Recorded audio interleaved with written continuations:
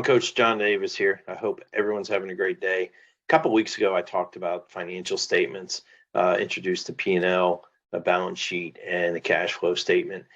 In that discussion, I shared that a P&L can be a really valuable tool on how you want to run your business. So today, I'm going to spend some more time talking about that and give you some examples. It is spreadsheet version, so bear with me here. But so here's the business. We called it ABC Cleaning Service, and you can see the basic financials. It's $2.5 million top line business. It's generating $300,000 in profit, which is 12%. Not bad, pretty good. And you can see we're calling out the cost of goods sold is about 30%. So that's good. That means 70% of every dollar is going to other fixed costs and or profit. And then it just shows some different ways that's broken out. So in this ABC cleaning business, once I've created one P&L, I might want to understand, well, what are other ways I can use it?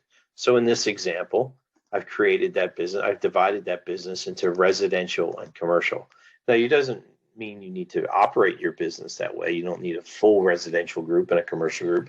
You can, but it's more about how you measure it. So you may need to adjust your measurements and your systems to track your revenue so that, revenues categorized by residential or commercial, depending upon your size of the business and complexity. It could be done after the fact, or you may need to make some changes to your accounting software so that you can start tracking these things. But when I look at this, I can see a lot of different things. I can learn a lot from it. Right off the bat, I can see commercial is making 19% return, where my profit on the residential side is only 2%. Even though they're roughly the same size. Commercial's a little bit bigger, 1.5 million. Residential's 1 million. They're about the same size, but commercial appears to be a lot more profitable. So I need to understand what's going on here. So we're going to dig into this one step at a time. So what this shows, let me clean this up a little bit so you can see it a little bit better. So when I look through here, they're relatively the same size. Residential and commercial, so they're both important to my business, but one is not really making me that much money. But when I dig into the next level, I look at my cost of goods sold. For commercial, it's only 20% of my revenue, so I'm only spending $300 to make 1.5. For residential, it's 45%. So it prompts me to say, well, why is that? What's going on? When I start asking the team, I can find out that there's delays. Maybe the residential clients are harder to get into. There's more canceled appointments. I spend a lot more labor and have a lot more waste on the residential side. So what can I do? Well, I can do a couple different things. One is I can look at my residential rates. Are they competitive? Maybe I can be charging a little bit more.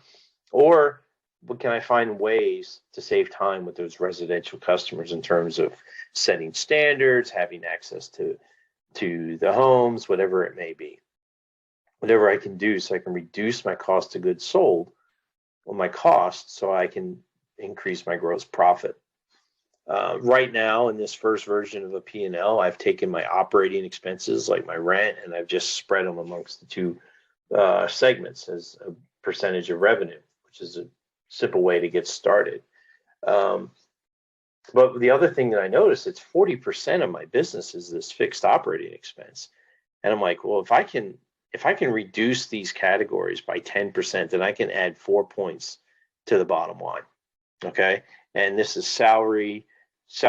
It's, again, it's rents, it's commission, insurance, other categories. Next, I have another category called other income. That could be what I get through selling other products and services, maybe from interest in the bank. In this case, I believe that this business may have some referral partners, right? Referral partners, if you refer a house sale, a realtor may give you a portion of their proceeds. So in this case, residential seems to get a little bit more. I have more referral incentives. But if you notice in this model, it's $30,000, which is greater than my profit, which means if I didn't have those incentives from those realtors, my residential business would be costing me money. So I need to understand that. And then other expenses, again, these other expenses are spread across the business. but at the end, I see my profit is way off. So what do I do with this? So my conclusions, first off, I want to grow the commercial side. I do not want to grow the residential side. I need to improve the residential side. And I'm going to do that through price and getting more efficient. If I'm unable to do either of those, I may want to consider exiting the residential side. But to do that, I need to make sure that I've covered the fixed costs that residential business is covering, because it's still covering $550,000 of fixed costs. So if I can't do that with the commercial side and I just exit residential, I'm going to have a big cost issue. So I need to understand this very, very carefully. I'm going to dig into the business. I'm going to look at my variable costs. I'm going to look at my rates. And I want to understand, are these fixed costs truly being driven by that residential business or the commercial business? So in this case, the other thing, I talked about the residential rates. One other thing I can do is I can look at the quality of my clients on the residential side. There's probably a few clients that are costing me a lot more money. We call this strategy A, B, C, D customers. Find your A and B customers, keep them, grow them. Find your C and D customers, get out of that business. You may have to fire a customer too. So if we look ahead at that business and we look at a year later, you can see a couple different things have happened in this model. We're now at 2.8 million. We used to be at 2.5. So we've grown the business by 12%, but you want to dig into the details. On the residential side, we fired $200,000 worth of D customers, but our cost of goods sold, our cost to serve those customers went down. So my gross profit on the residential went up to 500,000, or stayed at 500,000 where it was 550. So I didn't really lose that much, but I'm much more profitable as a percentage. Other things, I realized some of these fixed expenses that I had allocated to one or another aren't truly uniform. They don't really go by the dollar. So like rent, for example, maybe my rent is filled with a lot of commercial cleaning equipment that I don't need on the residential side. So I have shifted the burden of those fixed expenses to the commercial side to make it more accurate.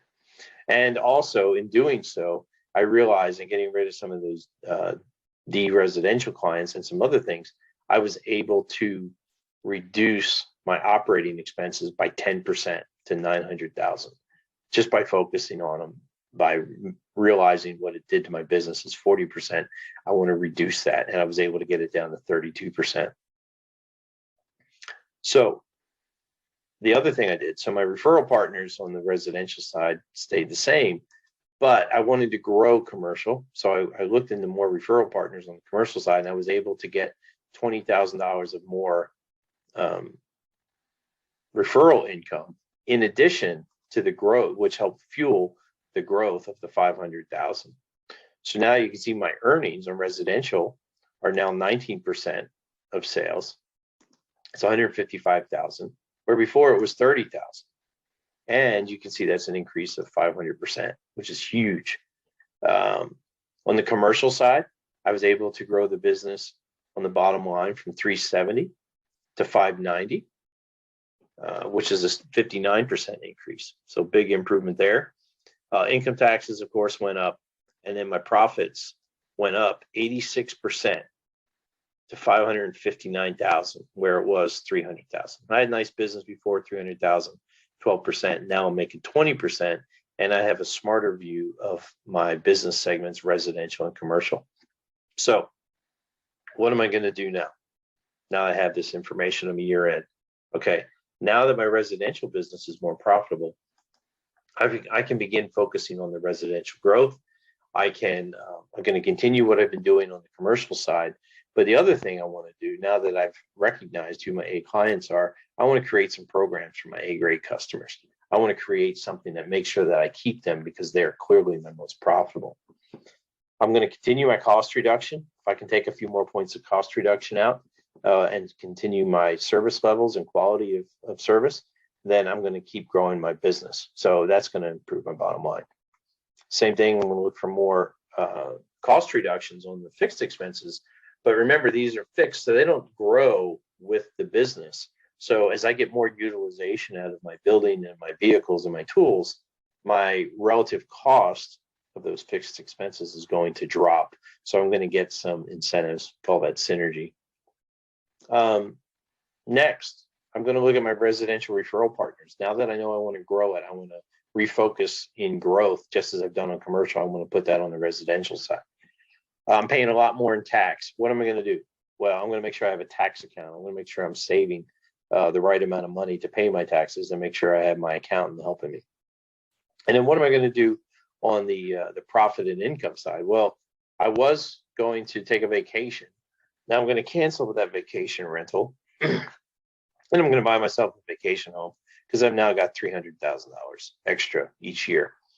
And it's also time to start planning the next stage of my business, how much bigger it's going to get before I look at other locations and looking at the team. And again, we're going to look at our residential growth plans. And now that we know what our C&D clients look like, we're not going to add any more of those. We're only going to add those A and P. So this is an example of how you can take a simple P&L, turn it into what I call a segmented P&L, where it divides your business by products and services, make some decisions, and then evaluate your P&L from year to year, in this case, year 0 into year 1. So I hope you found value in this. If you have any questions at all, absolutely reach out to me. Share it with anybody you think that needs to see this. It may seem a little bit complicated the first time. We look at it a couple more times, and it's going to clear itself up rather quickly. So, I'm Coach John Davis, and I hope you have a great day. Thanks.